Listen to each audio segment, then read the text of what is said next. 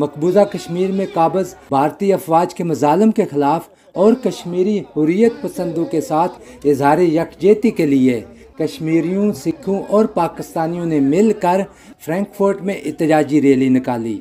Rally मरकजी railway station से शुरू होकर भारतीय कौंसल खाने के सामने ख़त्म हुई।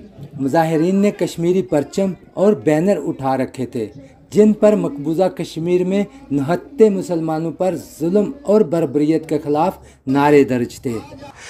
हिंदुस्तान में किसी के लिए कोई इंसाफ नहीं है। जो आरएसएस है, राष्ट्रीय स्वयं सेवक संघ, जो लोग इस खुश फहमी में है कि वो हिंदुस्तान में हिंदू वहाँ खुश रहेंगे, जब आप उनका कॉन्स्टिट्यूशन पढ़ेंगे जो सावरकर ने लिखा है, हिंदू भी हिंदुओं का गुलाम बनकर रहेगा। जो हिंदुओं की बदतर पोजीशन होगी उससे बदतर वो उस कॉन्स्टिट्यूशन में नहीं हो सकती। कि we are not against you, we are against policies of your government, we are against the RSS policies which your prime minister is perceiving.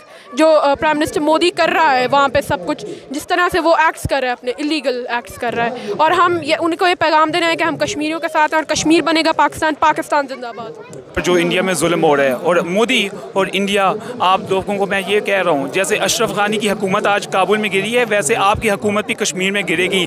Pakistan जिंदाबाद, कमर बाजवा जिंदाबाद, इमरान खान जिंदाबाद, पाकिस्तानी कौम जिंदाबाद।